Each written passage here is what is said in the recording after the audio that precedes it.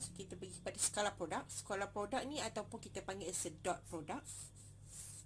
Okey, contoh kita ada dua jenis vektor. Kita ada dua vektor lah, which is A dengan B.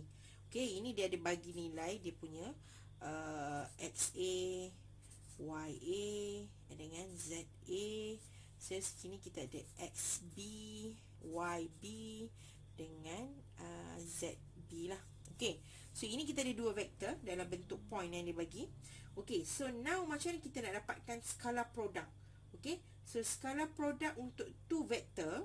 Okey, since dua-dua ni ada dia punya arah dia kan. So daripada skala produk atau kita panggil dot produk ni, kita akan sebut A dot B lah. Okey, so ini adalah bermaksud kita akan darabkan setiap ikut dia punya axis lah. Maksudnya sekarang kalau kita ada ni adalah XA darab dengan XB, and then we have tambah dengan YA darab dengan YB, dan kita ada ZA darab dengan ZB lah. Okey, so ini adalah dia punya dot B. Okey, ataupun kita boleh dapatkan dia punya ni kalau kita tahu dia punya kita panggil dia punya angle antara dua vektor ni lah. Okey, contohlah ni lah A kan, ni contoh dia nilai B.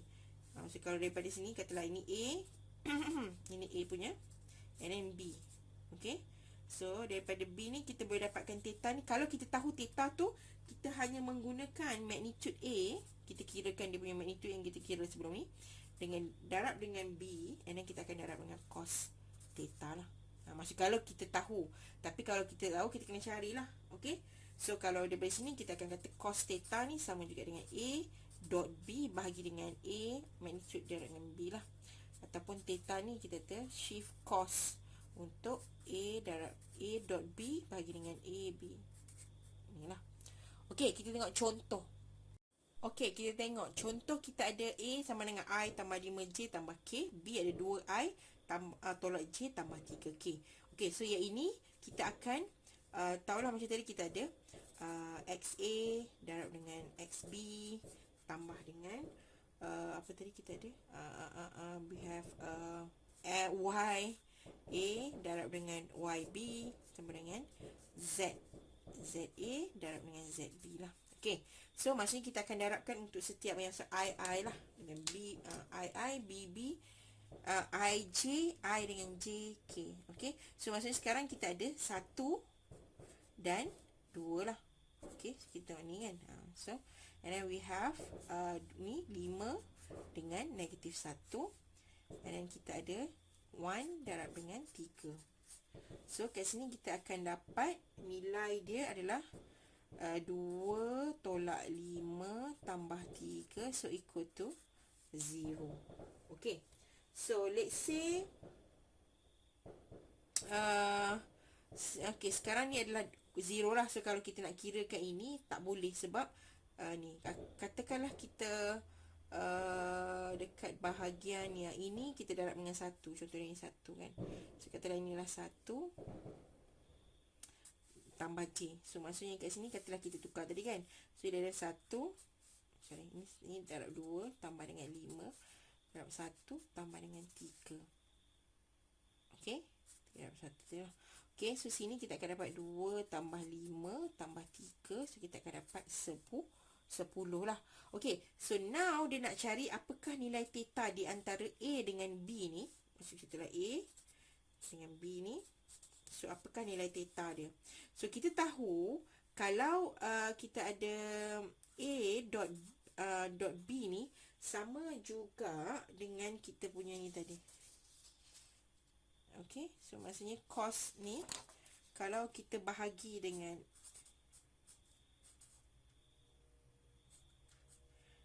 ini A dengan B sama juga dengan A dot magnitude A dengan magnitude B. Bila cos theta kita akan dapat A dot B lah. So nak dapatkan cos theta, so kita akan A dot B bahagi dengan magnitude A dengan magnitude B. Okey, so sekarang kita dah tahu nilai A dot B which is 10, dan kita tak tahu dia punya nilai of A dot B, A magnitude A lah. So magnitude A, so kita ada 1 square plus dengan 5 square tambah dengan 1 square. So ini kita dapat 1 tambah dengan 25 plus 1, so we have 27 square root lah. Okay, B, so we have 2 square plus 1 square, sebab kita dah positif kan tadi. So kita ada 3 square, so we have 4 plus 1 plus 9. So kita akan dapat kat sini 14. Okay, so kita dapat dua-dua ni lah. So apa yang kita akan buat, kita masukkan nilai untuk dapatkan theta tu tadi. Okay, so theta tu tadi kita dapat cos theta sama juga dengan 10 tadi. Bagilah dengan yang kita dapat 27 square root darab dengan 14 square root jugalah. Okay, so berapakah theta yang kita akan dapat daripada situ? Okay, so kat sini kita dapat cos theta dia dalam 0.514334. Okay, so dapat theta dia shift cos lah. So kita akan dapat around 59.047 degree. Okay, so ini kita dapat nilai of theta dia lah. Okay, itu cara untuk kita dapatkan skala produk. Dan kalau kita nak dapatkan dia punya angle between the vector tu, so kita gunakan equation yang itulah. Okay, so kita pergi pula tengok what we call as a cross product. Okay.